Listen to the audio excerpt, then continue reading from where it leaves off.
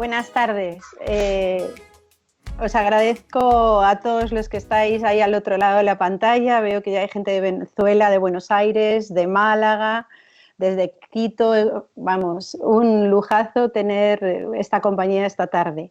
Bueno, mi nombre es Susana de los Reyes, soy la directora del Máster de Psicología y Coaching Deportivo de la Escuela Universitaria del Real Madrid. Y esta tarde vamos a hablaros de la vuelta a la competición y su efecto mental. Para ello tenemos aquí a dos grandes figuras. Por un lado tenemos a Eva Molleja, que es la responsable de psicología de la cantera de Real Madrid. Además, una gran experta en acompañamiento psicológico también en el mundo del automovilismo. Y que, bueno, ella forma parte del equipo que coordinamos el máster como codirectora. También tengo a alguien que no sé más que decir, José Antonio Camacho, y hay poco más que decir detrás de ese nombre. Poco más porque todos conocemos muy bien a José Antonio. Ha formado parte de mi vida, en el sentido el que siempre ha estado acompañándonos en todo el entorno deportivo. José Antonio como jugador, como entrenador. Es un lujo tenerle aquí esta tarde, un honor. Estamos súper agradecidos de poder compartir con él este ratito. Y sobre el tema que vamos a hablar, poco podremos decir los demás comparado con todo lo que nos contará él, porque el entorno mental, como técnico, como jugador, a nivel nacional, a nivel internacional, en equipos, en la selección. Pues nada, José Antonio, yo creo que aquí tú sí que tienes un máster más allá de todo lo que nosotros podremos aprender esta tarde, ¿no? Pues hemos pensado que a través de las preguntas y de cómo nosotros podríamos aportaros a todos los que estáis al otro lado de la pantalla un ratito de indagación y meternos un poco en este máster que nosotros dirigimos, ¿no? Como vosotros sabéis, los programas de acompañamiento de psicología y coaching deportivo pues tienen una parte teórica que lógicamente cualquier alumno, cualquier persona interesada tiene que vivir. Pero nosotros además nos gusta entrar y profundizar mucho en todo lo que son las herramientas y las técnicas, y hoy vamos a hablar un poquito de ello, ¿no? Tanto técnicas como herramientas, no solo desde el punto de vista del deportista de alto rendimiento, sino también deportistas de deporte base o técnicos que acompañan en el deporte base. Ahí no tenemos duda que todo deportista profesional tiene una altísima exigencia en cuanto a los resultados y a la demanda en el entrenamiento y en el rendimiento físico, ¿no? Por eso los deportistas de alto rendimiento continuamente tienen a las emociones que florecen tanto antes como durante como después del entrenamiento y mucho más allá cuando estamos acercándonos a la competición. Hay distintas causas que llevan a un deportista a tener un tiempo de lo que denominamos parón. Ahora estamos viviendo como un parón histórico que no podemos evitar hablar de él, como es lo que nos ha llevado a tener el periodo de confinamiento de COVID y obligado, porque en otras ocasiones son periodos de parón que el propio deportista puede decidir o puede tener una lesión, ¿no? En estos periodos, si hay algo que se podría sacar como prioritario, es regular las emociones que están asociadas a esas situaciones, tanto a las previas como a las posteriores, ¿no? Y en esos momentos de regulación emocional, todas las personas que acompañan al deportista tienen un papel principal, como si fuera una película, ¿no? Me gustaría preguntarle a Eva, básicamente sobre el título de nuestra conferencia, ¿no? O de nuestra webinar. ¿Qué dirías sobre la vuelta a la competición y su efecto mental?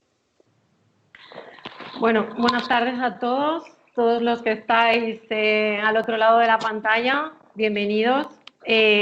Pues en relación a la pregunta que me hace Susana, lo que sí que tendría primero que aclarar sería que las emociones varían mucho de una persona a otra, ¿no? Es decir, hay grandes variaciones individuales, no todos tenemos las mismas emociones delante de las mismas situaciones, ni las interpretamos de las misma manera.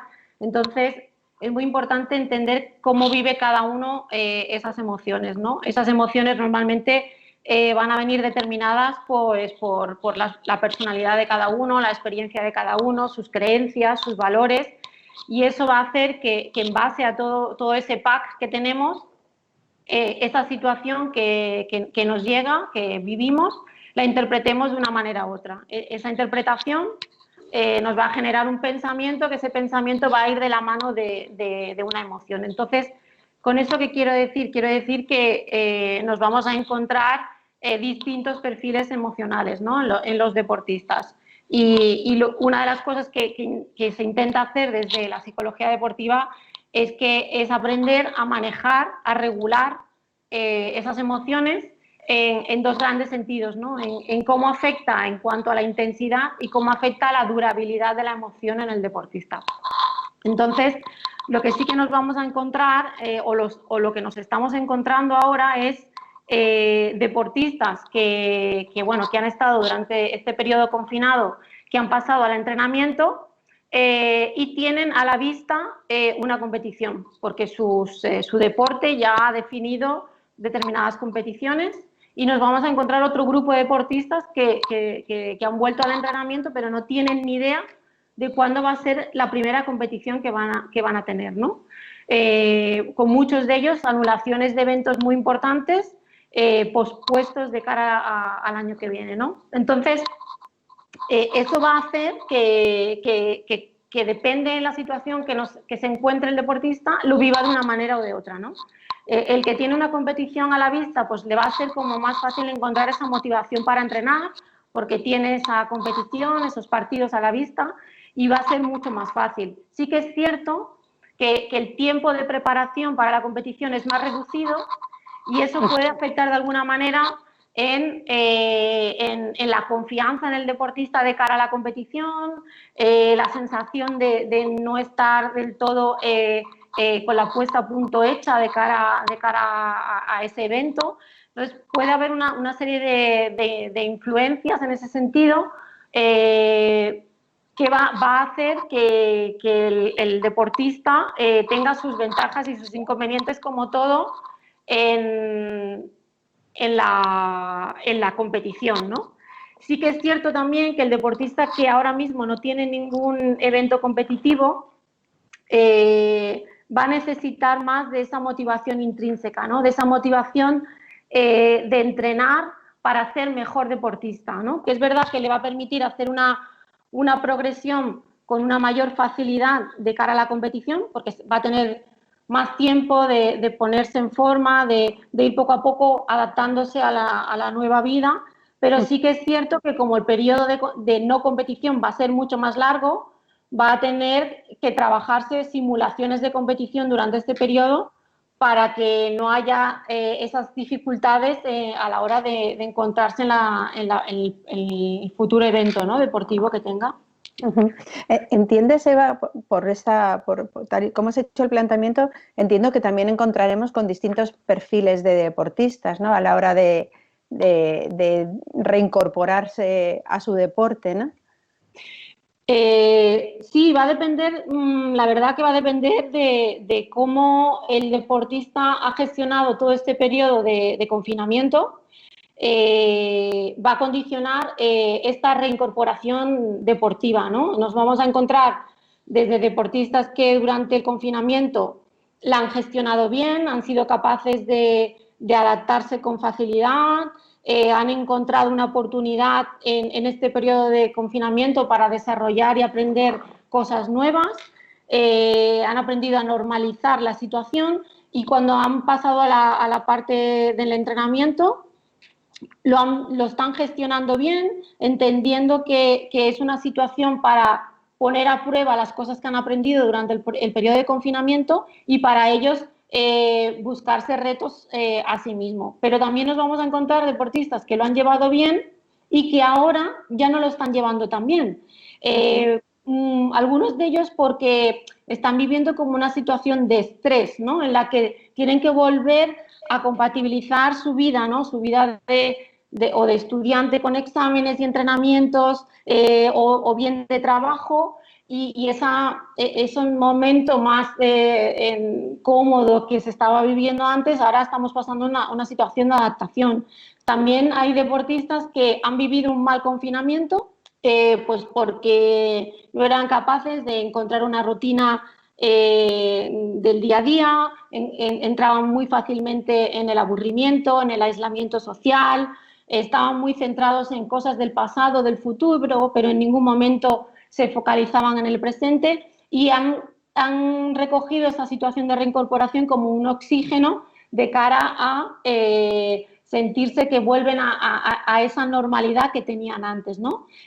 Normalmente son deportistas que durante el periodo de confinamiento no les ha aportado nada, para ellos es como un punto y seguido de lo que había antes y lo que nos encontramos ahora. Y luego también hay otro grupo que podríamos decir que son aquellos que no lo han gestionado bien durante el confinamiento y siguen sin gestionarlo bien ahora. Y normalmente suelen ser aquellos deportistas que han tenido un foco excesivamente negativo, ¿no? Que han estado centrados pues, en toda la parte de la incertidumbre, del miedo, de la negatividad y que a día de hoy, como la situación no vuelve a ser del todo normal, están centrados en aquellas cosas que nos faltan para volver a esa normalidad, ¿no? Y entonces siguen todavía en ese foco negativo de la situación. O sea, que podríamos decir que, a no ser que no tengamos casos en los que hayamos vivido situaciones drásticas y terribles del confinamiento, como la pérdida de un familiar o alguna situación económica muy potente, vamos a tener una variedad de perfiles emocionales dentro de los grupos deportivos.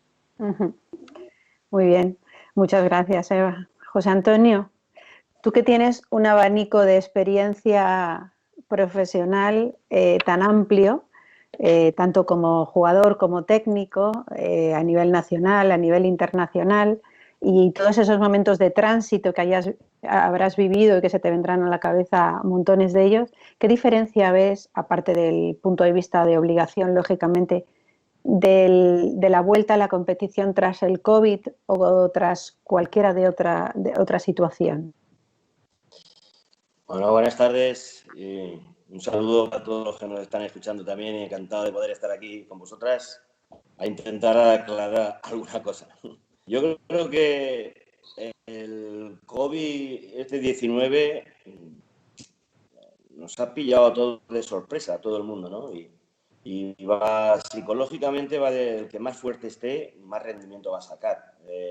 Yo creo que todos tenemos que estar preparados para ver los cambios donde están, ¿no? Porque, lógicamente, el futbolista, cuando descansa, después de una competición, por lo menos en el mundo del fútbol, es un mes, ¿no? No más de un mes. Y entonces, a partir de ahí, empieza a trabajar de una manera que siempre es la misma. O sea, todos juntos, unos entrenamientos específicos, unos más, unos menos y tal, y empieza también a jugar unos partidos de entrenamiento y hasta que vuelve otra vez a la normalidad. Yo creo que con el COVID ha cambiado todo, porque claro, han estado 3 meses sin poder entrenar. Cuando han empezado a entrenar, han empezado primero prácticamente individual, después por grupos pequeños, después grupos más mayores y después ya directamente a la competición. Ahora mismo, como empezó, por ejemplo, esta liga a principio de temporada, a cómo ha vuelto a empezar estos 11 partidos que quedaban, es que no tiene nada que ver. Para los futbolistas, entrenadores y demás. Y psicológicamente les tiene que afectar. Les tiene que afectar porque hay muchos futbolistas que cambian muchísimo de jugar con público a sin público. Y sobre todo también porque cambia muchísimo, como lo hemos visto estos días, que hay algunos futbolistas que no tienen la atención debida en los terrenos de juego. Cometen errores que no son normales, ¿no? Y bueno, ¿por qué? Porque puede ser que se relajen, no haber ese público, esa presión, digamos, ambiental que hay alrededor de un partido de fútbol y eso sea lo que motiva que ocurran estos errores, ¿no? Y entonces, pues, lógicamente esto vamos a ver cómo va evolucionando, pero es así como ha empezado. Entonces, claro, estos futbolistas que, de alguna manera, cuando el equipo está abajo o está arriba, si tú tienes un fallo, no nota la presión de ese público, el rum rum, de decir, qué fallo he tenido. O, por ejemplo, si pierdes un partido, los equipos que están abajo no tienen, digamos, constantemente esa provocación del público silbándoles, protestándoles y demás. Entonces, todo esto tiene, yo creo que tiene que tener, los clubs tienen que tener, apoyar de experiencia de psicóloga, porque se van a producir muchos más casos y hay que ir atendiéndolos a nivel particular y a nivel general. Porque los equipos ahora prácticamente no sabemos si juegan fuera o en casa. Por eso, porque parece más pues partidos de entrenamiento, que es los jueves, tú jugabas en tu estadio a puerta vacía, a campo vacío, lógicamente, y entonces tenías una responsabilidad de los jugadores que son diferentes ahora. Y ahora, pues se van a ir adaptando. Poco a poco irán cambiando también el estado, la agresividad de cada uno. Entonces, el que más fuerte sea mentalmente, yo creo que va a sacar mucho más provecho. El equipo que sepa trabajar esto, yo creo que lo va a sacar mucho mejor que el que no lo sepa, el que de alguna manera siga llorando a lo que ha pasado y que no se quiera adaptar y que no, nosotros vamos a ir este miércoles, este jueves, vamos a jugar a puerta vacía, pero tenemos que salir desde el principio pues con la misma motivación que se salía en los partidos anteriores. Yo creo que ese es el que va a llevar ventaja y lógicamente pues ha cambiado muchísimo, ¿no? En todo, hasta en el arbitraje. Ahora no hay tanto lío con el VAR. Pues ¿por qué? Porque parece que son más amigos. O sea, parece que se entrenan a lo mejor a hacer una entrada más fuerte o a protestar porque lógicamente se oye todo en el campo. Sin embargo, cuando hay público, cuando hay afición, parece que te sientes de otra manera, ¿no? Y yo creo que esto va a cambiar estos partidos hasta que pueda, lógicamente, entrar el público en los estadios. Hay otra cosa que te quería preguntar, porque cuando lo estás explicando introduces a veces cosas como futbolista y otras, vamos, como deportista y otras como técnico. Este tipo de incorporación, este tipo de reencuentro con el campo de nuevo, ¿qué diferencia ves tú en la parte mental cuando eres el deportista, el jugador, el que está en la cancha y cuando eres el técnico? A nivel mental, ¿cómo lo vives o cómo lo has vivido tú? Es muy diferente porque, lógicamente, como deportista, yo soy una esponja, donde tengo que absorber lo que me cuente o lo que me digan, en este caso, los técnicos. Y los técnicos, yo lo considero también, por ejemplo, al psicólogo que entra dentro de la parte técnica del cuadro técnico del equipo, ¿no? Y tengo que absorber como deportista, como futbolista, tengo que absorber lo que me digan, tengo que hacer caso de lo que me digan, porque ellos son los experimentados o ellos son los que de alguna manera nos están llevando el camino, ¿no? A lo que tenemos que hacer. Y sin embargo, como técnico, soy yo el que le tiene que dar más o menos las explicaciones al futbolista, lo que tiene que hacer, lo que no tiene que hacer, y no solamente de uno, es de todo, y no solamente...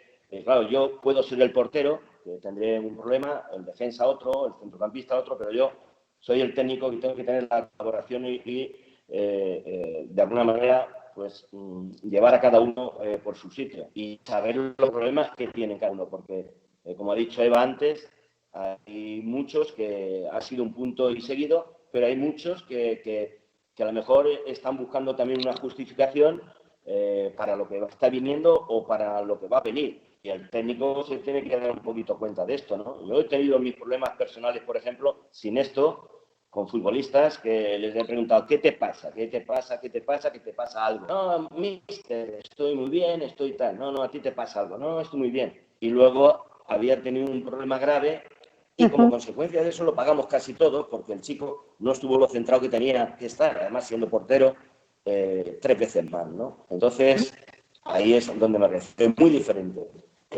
ser el jugador a ser el técnico. El jugador ahora tiene que hacer mucho caso de lo que le dicen, de las normas en todos los aspectos, y el entrenador es el que tiene que coordinar a todo el equipo para que de alguna manera se vaya por el camino correcto. Claro, yo tenía ahí una pregunta que tenía ganas de hacerte y que la voy a conectar con esto, y es, tú con la selección española te convertiste en uno de los máximos exponentes de lo que llamaban la furia, ¿no? Por tu coraje, por tu entrega, por ese carácter que se te ve, ¿no? Cuando te has tocado estar en el otro lado, ¿cómo has gestionado tú a los distintos perfiles, a los que eran más enérgicos o otros perfiles que eran más de consenso? ¿Que tenías algún truquio? Bueno, mira, como jugador, lógicamente, pues cada uno tiene una manera de ser. He intentado potenciar mis condiciones, mis virtudes, de poder sacarle mucho más rendimiento a esto, ¿no? Bien, vas recibiendo una educación deportiva, social y en todos los aspectos, pues no es lo mismo.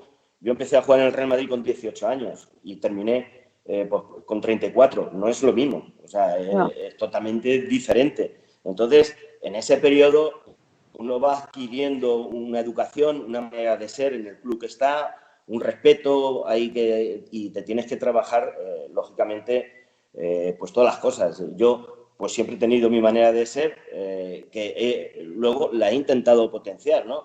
A lo mejor yo soy más abierto de carácter o soy más echado para adelante, etcétera. Y otros pues han sido de otra manera y esto, lógicamente, dentro de un equipo de fútbol hay que ir compaginándolo todo para llevarlo todo al puzzle y que salga lo mejor posible. Y cuando era jugador, pues bueno, pues a lo mejor he llegado en algunos momentos, era bastante más motivador, venga chico, vamos, esto está hecho, al que yo veía que a lo mejor le faltaba un poquito de esto, ¿no? Y luego como entrenador, pues lógicamente igual, depende a qué futbolista, pues te puedes meter más con uno que con otro, a uno le tienes que dar una caricia, a otro le tienes que hablar un poquito más agresivo, porque es que es él el que te lo pide prácticamente, ¿no? Entonces, lógicamente también es muy diferente. Pero en teoría, pues al ser entrenador, supuestamente es porque has adquirido conocimientos tanto como jugador como luego de técnico y vas acumulando una serie de cosas que son las que verdaderamente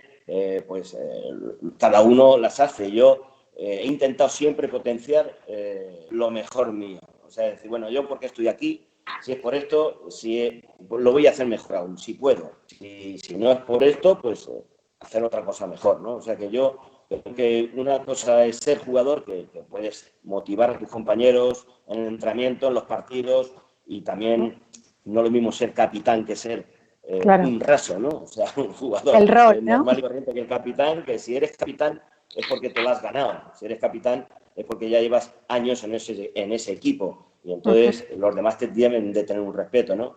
Y cuando tú eres entrenador también te tienes que ganar ese respeto al entrar en el vestuario y no solamente puedes decir, señor, yo soy el entrenador, sino ellos lo tienen que ver que tú transmites una confianza, una seguridad y que además se va a hacer un trabajo pues agradable para ellos también.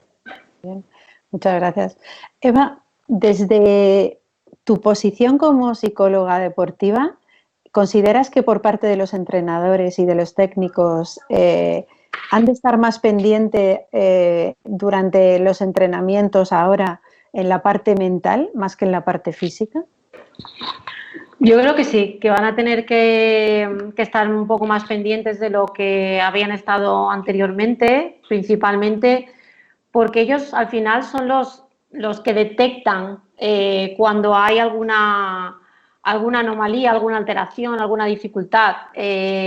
Sobre todo, observar conductas que puedan ir relacionadas con aspectos relacionados a factores de estrés que puedan estar viviendo los deportistas o bien con temas relacionados con la confianza, un poco observar también variabilidad del estado de ánimo, ¿no? Que también puede suceder. Al final el entrenador lo que debe de buscar es que haya un buen bienestar psicológico dentro del deportista, porque sabemos que eso al final acaba influyendo en el rendimiento deportivo, pero por otro lado también todos estos factores que os he hablado de la confianza, del estrés, al final acaban siendo factores que predisponen a las lesiones, ¿no? Y entonces, junto con un periodo de parón, es muy importante controlar todos aquellos factores que pueden influir en lesiones de los deportistas.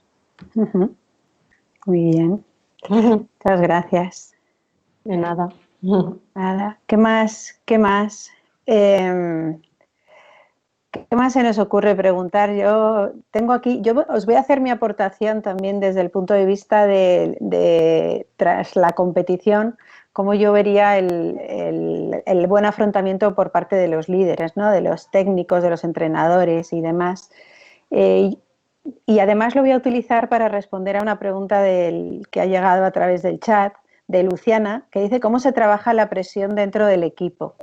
Pues mira, Luciana, la presión dentro del equipo, yo te diría que en un momento como el actual, y ahí es donde vuelvo otra vez a lo que hablábamos de las técnicas y las herramientas que se practican en el máster, yo desde el primer momento lo que haría sería generar encuentros para comprender y tomar conciencia de la situación del equipo.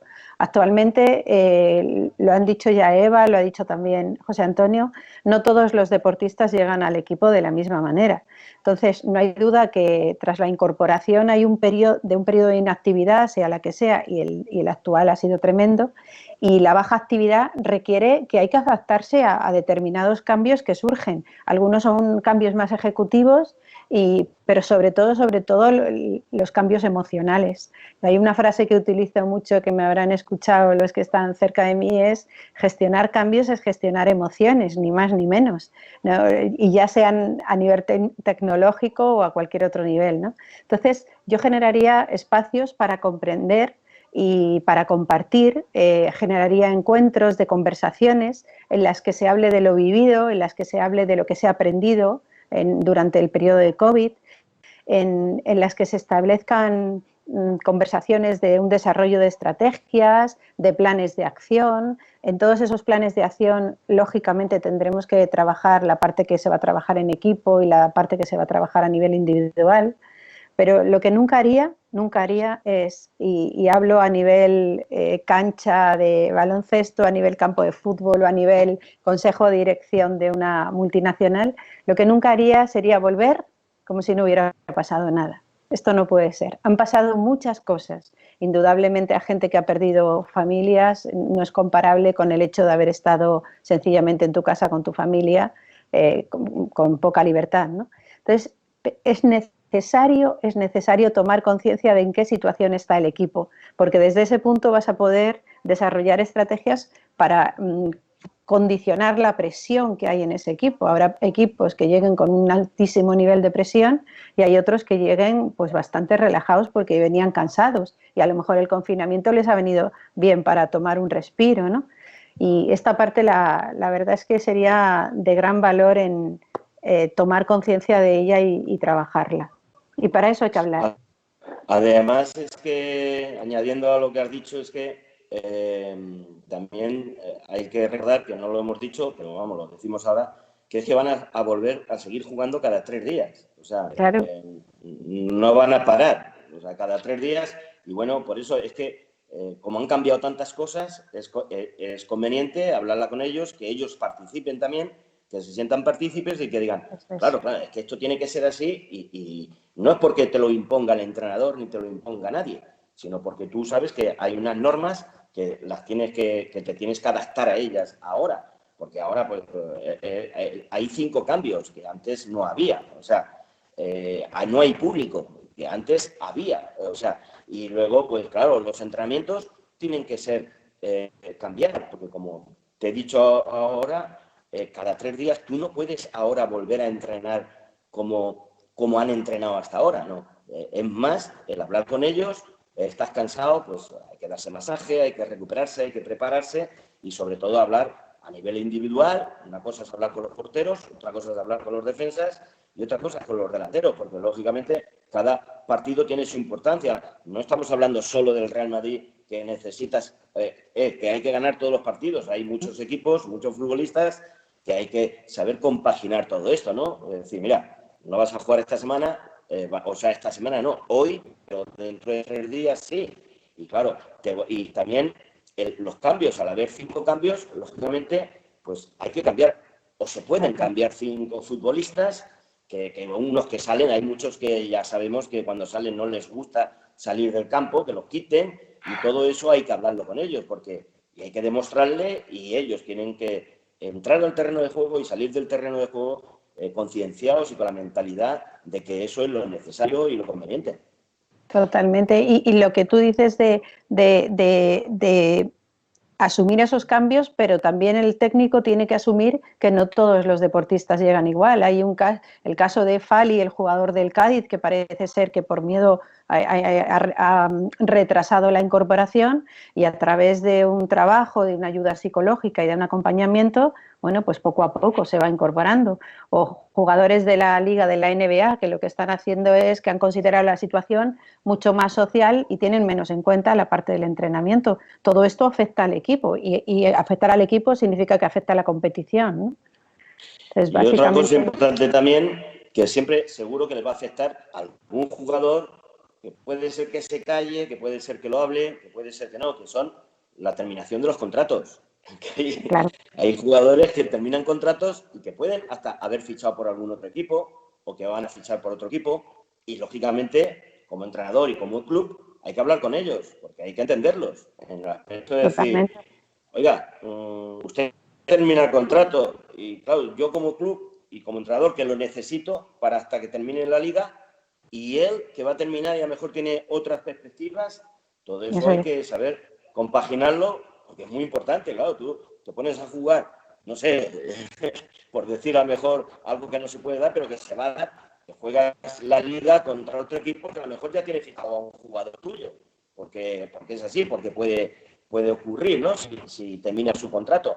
Todas estas cosas hay que saber compaginarlas y hablarlas y entender al jugador, que el jugador también está en su derecho de, si termina un contrato, de hacer lo que él crea conveniente, igual que tiene el derecho de hasta que termine esta temporada seguir con su club. Todo eso hay que saber hablarlo y compaginarlo también. Claro, es una combinación de conversaciones individuales y de inquietudes y de estados emocionales de lo que es el propio jugador, pero también una combinación de trabajo en equipo, lo que denominamos los coaching de equipos o encuentros de equipo, porque ambas cosas van a tener que combinarse en este momento, y con ellas se reduce la presión, las emociones florecen.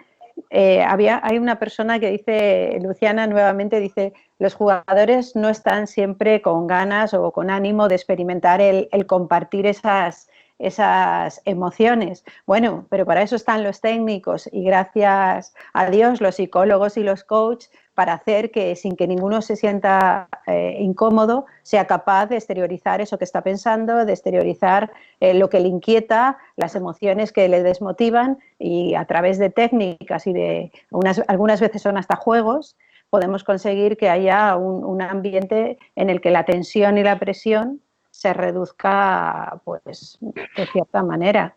Por eso, Susana, no tengo la menor duda. Mira, perdona, que yo como técnico, por ejemplo, seguro que vería a algún futbolista, algo le pasa a este, ¿no? O por lo que acabamos de pasar los 3 meses estos, que no ha sabido adaptarse, o por lo que termina contrato, o por algo. Y es conveniente decirle, pues, a tu ayudante, psicólogo, oye, habla con fulanito, que yo no lo veo muy bien. A mí, a lo mejor, como entrenador, no se me va a explayar diciendo, pues es que me pasa esto exactamente y ¿qué quiere usted que haga? No. Pero sí te lo puede dejar ver, pues eso, a mi ayudante o al psicólogo que es mi ayudante, decir, pues sí, yo ahora mismo con esto tendría un poquito de cuidado, porque entre el esfuerzo físico, que mentalmente no está muy bien, seguro que tiene una lesión, seguro que va a recaer en alguna lesión, seguro. Entonces, ahora mismo, en este momento, yo creo que es muy bueno para los clubes. Por eso yo insistía, Susana, cuando me has preguntado qué crees que deben de hacer los entrenadores, insistía mucho en observar, ¿no? En fijarse en el comportamiento, en la conducta, que no solamente es a nivel de la conversación que yo pueda tener directa con el deportista, sino observar aquellos comportamientos que no son típicos de ese deportista, ¿no? O aquellos factores que me puedan llamar la atención. El entrenador siempre es el que mejor es capaz de detectar las diferencias, porque él conoce muy bien a sus jugadores, a en los determinados momentos, ¿no? En momentos más eufóricos, en menos eufóricos, y evidentemente hay parte del trabajo que al final pues la va a tener que desarrollar el psicólogo deportivo, el coach, la persona que tenga de apoyo, pero ellos son claves para ver eso, que los demás no podemos estar ahí en determinados momentos y que ellos son los que mejor tienen esa capacidad, ¿no? De detección, que no solamente es la comunicación, sino también el lenguaje no verbal, ¿no? Un poco. Sí, hay aspectos que trabajamos en el programa y que Eva y yo hemos puesto mucho interés en que sean así, que es el trabajo multidisciplinar. Quizá el técnico, el entrenador detecta esa comunicación no verbal o detecta que en el restaurante la persona está teniendo una alimentación que quizá está comiendo más rápido de lo que era habitual en él, está detectando esa tensión y no tiene por qué ser el técnico el que trabaje el tema, o incluso en ese caso el nutricionista. A lo mejor es el psicólogo el que le llama a la persona y de alguna manera le lleva a sacar esa emoción o esa presión que está viviendo, y luego ya habrá una persona que sea la que más cercana a él, y el plan de acción que se establezca entre todo el equipo que rodea al deportista, ¿no? Porque hay una cuestión bastante, y lo preguntan a través del chat, ¿cómo trabajar el control de las emociones? Bueno, ahí indudablemente el control de las emociones hay muchas maneras de trabajarla. Por ejemplo, la comunicación, que es, como veis, aquí nosotros tenemos bastante afición por ella, ¿no?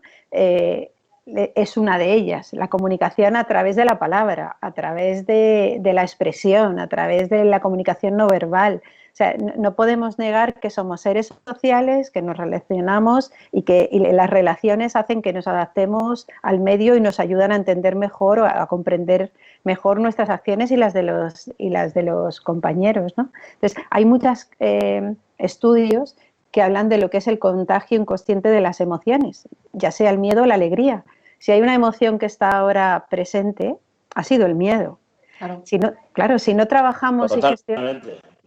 si no trabajamos el miedo ahora y no hacemos técnicas dinámicas, aplicamos herramientas para trabajar ese miedo, a lo mejor el deportista que no venía con ese miedo se siente contagiado, por decirlo de alguna manera, y empieza a repercutir por supuesto que en el equipo y en los resultados.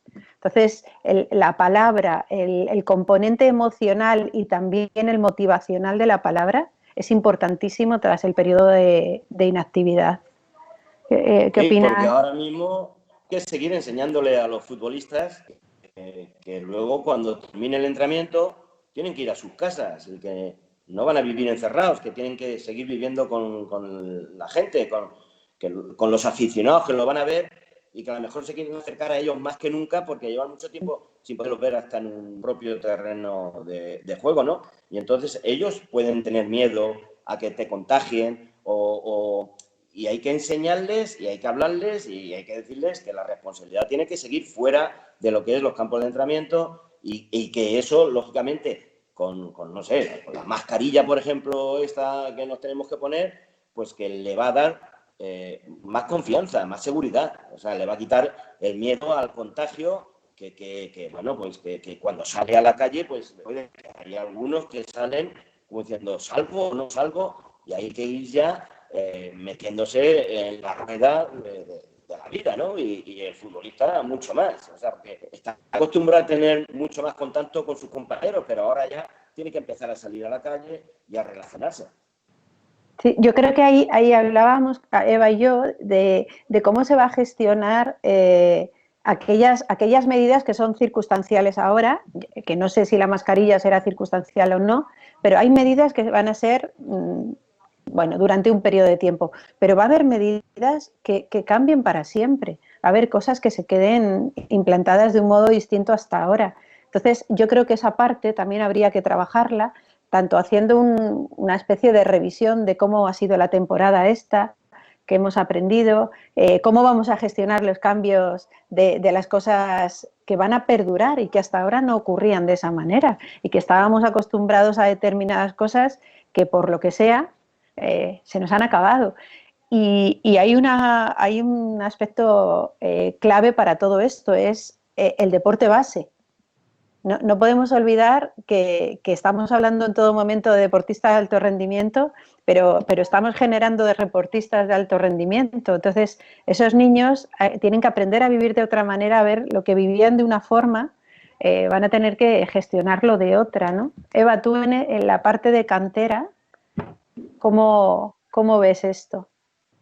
Bueno, yo pienso que, a ver, por suerte el deportista, a diferencia de la gente más de la calle, ¿no? Por decirlo de alguna manera, tiene que vivir siempre una capacidad de adaptación muy alta por el propio deporte, ¿no? Pues porque ganar no siempre es seguro, porque tú no controlas cómo puede estar de bien el otro, siempre hay mucha incertidumbre, te encuentras con la derrota en muchas ocasiones, es decir, tienes que aprender a caerte y después levantarte. Entonces, todo eso que va implícito con el deporte de por sí, sea alto rendimiento, sea deporte de base, hace que el niño o que el adulto desarrolle mucho la capacidad de adaptación y de aprendizaje, ¿no? Entonces, yo pienso que dentro de lo que cabe no va a ser evidente un proceso, pero confianza de que ellos se van a adaptar con calidad.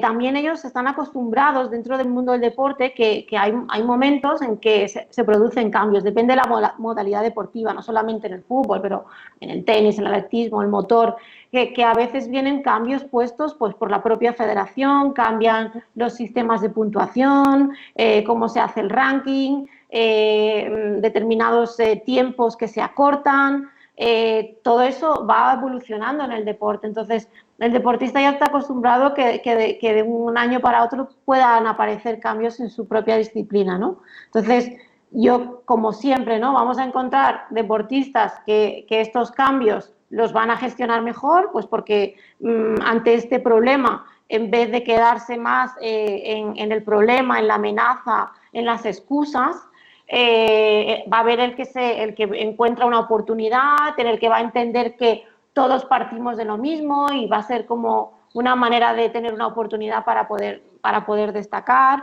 Y luego yo creo que indirectamente el hecho de que se establezcan una serie de normas de funcionamiento distintas quizás va a ayudar a que haya quizás un poco más de control en determinados deportes que a lo mejor habían procesos que antes no se controlaban, van a dar unas pinceladas de un poco más de profesionalización en determinados deportes, y creo que también va a ayudar a que determinados factores que a lo mejor antes favorecían más a unos que a otros, pues a lo mejor ahora se van a neutralizar determinados factores. Entonces, bueno, yo creo que en general la adaptación va a ser positiva y creo que como todo va a tener un proceso, pero al final, pues como lo ha dicho antes también José, ¿no? Al inicio, el que tiene mayor fuerza mental pues va a llegar antes a acostumbrarse que el que tiene una parte mental un poco más débil, ¿no?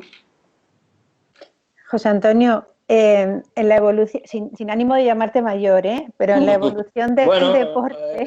La edad es la edad, hija mía. En la evolución del deporte desde que tú empezaste y con esta larguísima y tan favorable trayectoria, ¿cómo has visto la necesidad o la fuerza o la posibilidad del acompañamiento de un psicólogo o un coach a lo largo de la vida de un deportista, y si lo consideras que es una gran aportación o consideras que en determinados momentos no lo es tanto? No, yo creo que es una gran aportación. Yo, por ejemplo, pues me vine aquí a Madrid siendo un chaval y tuve la fortuna de tirar para adelante, pero yo solo, sin ayuda de nadie. Cuando estaba aquí en Madrid solo y podía haber tenido ayuda de alguien, decía, no, tú tienes que hacer esto, tienes que hacer lo otro, ¿no? Y además, pues nada, afortunadamente llegué al éxito muy pronto. Con 18 años ya estaba jugando en el primer equipo de Madrid, y con 19 en la selección absoluta, y ahí después tuve una lesión gravísima y estuve 2 años sin jugar. Y entonces en aquellos tiempos, cuando te operaban de este ligamento cruzado y de mi hijo, prácticamente el 90% dejaban el fútbol, ¿no? Por esa lesión, que no eran capaces de volver a recuperarse y volver a jugar en la misma intensidad que antes de romperte. Yo me rompí con la selección española en un partido muy famoso en Yugoslavia. Y cuando vine aquí, un jueves con el Real Madrid me lesioné. Habíamos clasificado para el Mundial de Argentina, no pude ir. Y bueno, al principio, lógicamente, pues no te das cuenta de la gravedad de la lesión y demás, pero cuando ya ves que te ponen la escayola que tiene, ya te hablan de 6, 7, 8 meses mínimo, pues ahí yo hubiera necesitado una ayuda psicológica. Entonces no la tenía. O sea, afortunadamente he sido fuerte, pero yo también, bueno, al principio pues tienes una mentalidad de que lo vas a superar, pero poco a poco te vas desgastando y ves que esto de que ibas a llegar, que iba a salir tan rápido ya no es tan rápido, ¿no?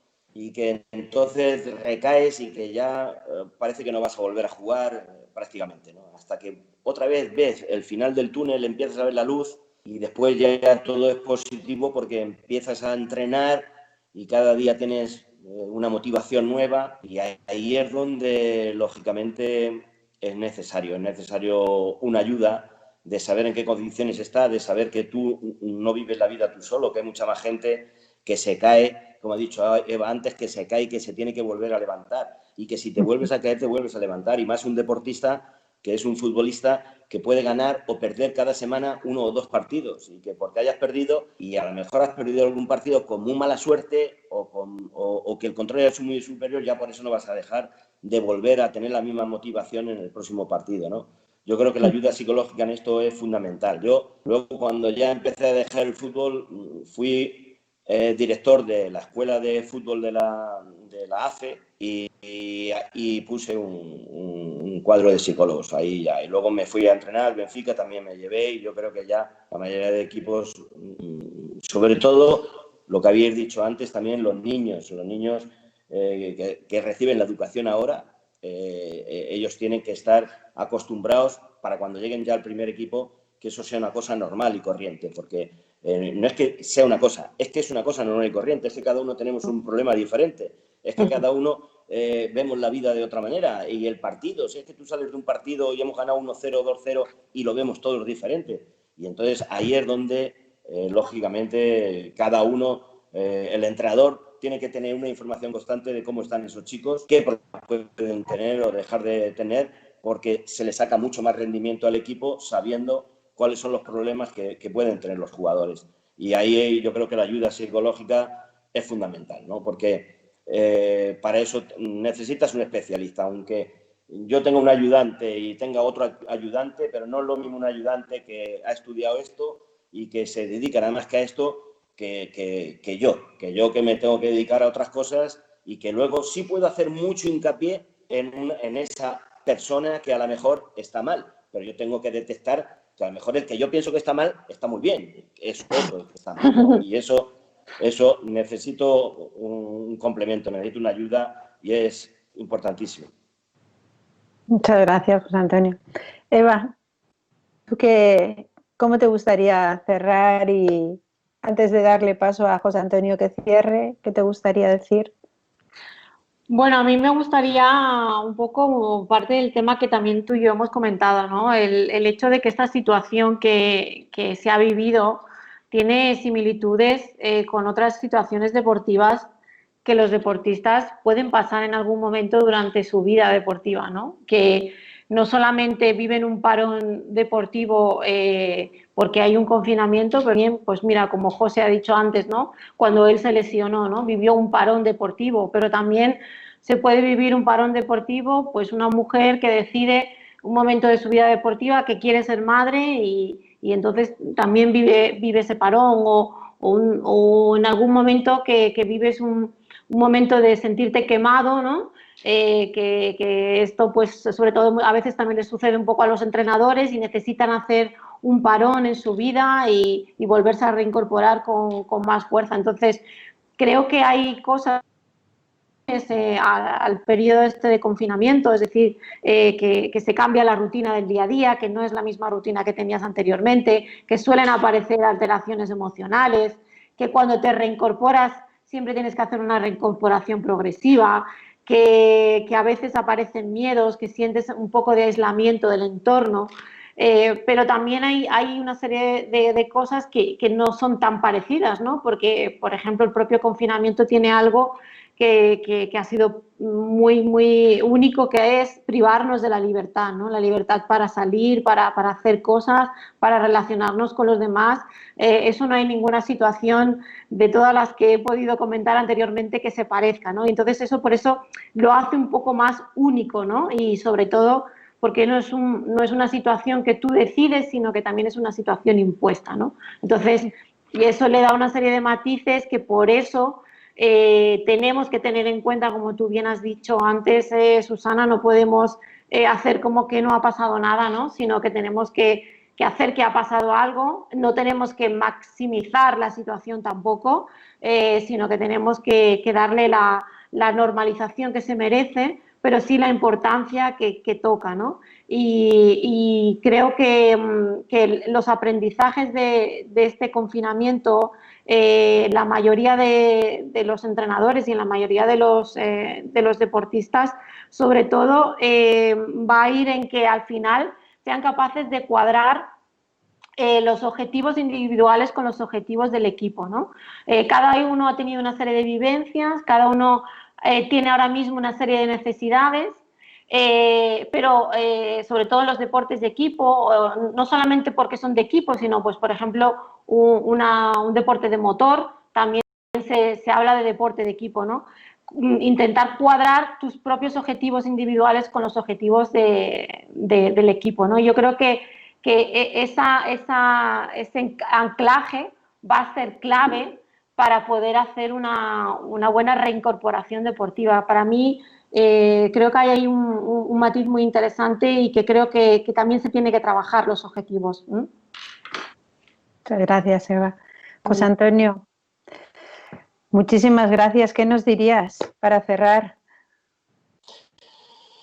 Pues no sé, yo decirte que, no sé, que yo, relacionado con el fútbol, Perfecto. que para mí los futbolistas, los entrenadores, la gente que está en el fútbol, lo importante es que todo el mundo salga al campo en las perfectas condiciones, ¿no?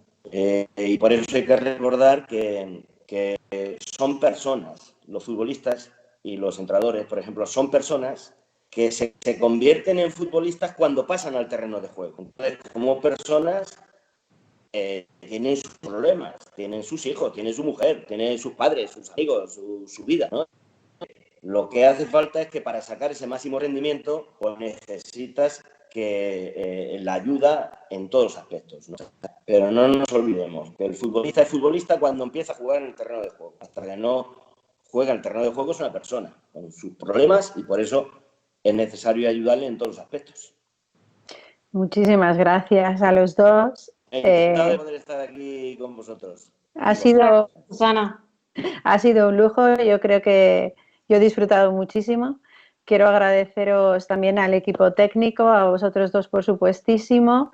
Y bueno, si me permitís, mandar un abrazo enorme a todos los alumnos del máster que están en sus últimos días de trabajo, que están con sus TFMs, que están dando el callo, que han sabido lo que es gestionar y regular las emociones como nadie. Y mandarles un beso enorme a ellos y a todos los que nos han estado escuchando desde, ya digo, tantos países. Me han estado comentando por aquí por el WhatsApp que teníamos Argentina, teníamos Ecuador. Bueno, pues una maravilla. No sé si hay alguna pregunta de algunas personas del chat. Si hubiera alguna, no hay problema por responderla. Yo creo que hemos ido respondiendo más o menos a todas con nuestro discurso y nuestros comentarios. Y si no hay nada más, pues nos despedimos.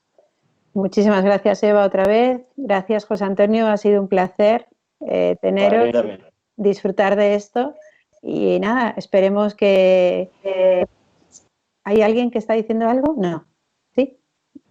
Decía que esperemos que lo que hemos vivido como algo terrible nos sirva como oportunidad para mejorar algunas cosas, aunque no hay duda que nos hemos quedado muy afectados y muy impactados con esta situación y que la llevaremos en la sangre siempre. Pero los que estamos aquí tenemos la suerte de poder seguir trabajando por estar en una mejor situación. Así es que sigamos a por ello. Muchas gracias y un abrazo. Hasta luego. Un saludo, un beso. Adiós. Hasta luego. Hasta luego.